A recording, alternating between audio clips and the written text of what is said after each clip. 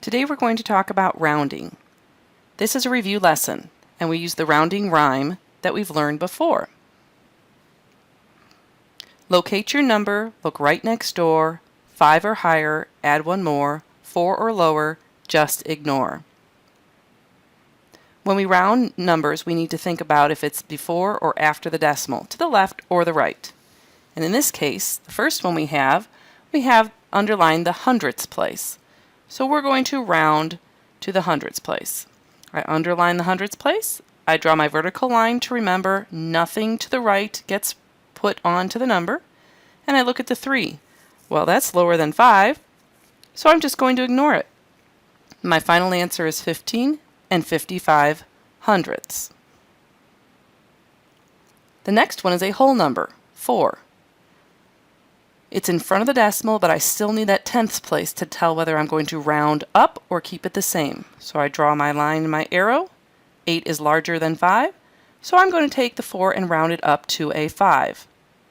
Now, many of us would try to put 5.0, which is 5 and 0 tenths, but that means there's a number in the tenth spot, and we can't do that. It's rounded to the whole numbers.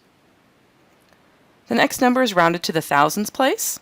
Draw my line as 6 is larger than 5, so that 4 has to change. It goes up only one digit. So the answer is 362 and 85 hundredths. In our next example, we have a 4 in the hundreds place. This is not in a decimal. So we need to go back to our other rules, and remember, we have to include all the numbers behind it. 9 is larger than 5, so it rounds up to 500. I could put a decimal there because it's still 500, but no numbers after it. Here we have the hundredths place. So I underline and look, 2 is less than 5, so I can just leave it, cut everything off, and it's 47 hundredths. In our last example, we're going to round to the tenths place. Draw my vertical line and see that 5 is higher, so I have to raise the 4 up to a 5. 92 and 5 tenths.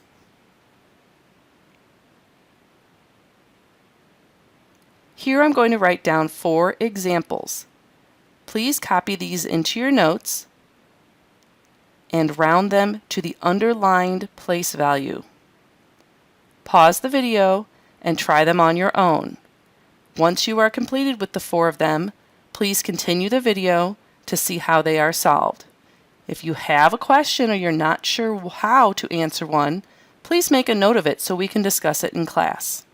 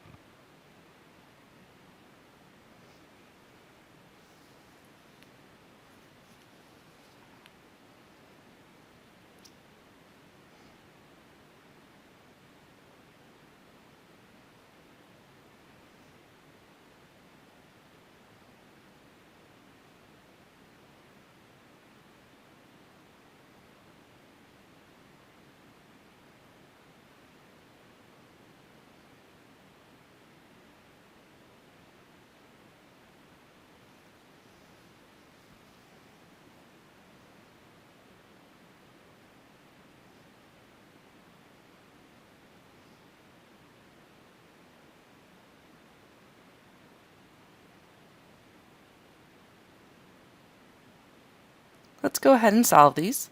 First one, we draw our lines, and 7, look at the 7. It is larger than 5, so the 2 goes up 1, and it becomes 33 wholes. On number 2, we're looking at the 9. Draw our vertical line and our arrow. 6 is larger than 5, so we need to bump the 9 up. But remember, 9 is a tricky one. Don't think of it as 9, think of it as 89. 89 goes up 1 to 90. Include everything to the left, and 157 and 90 hundredths.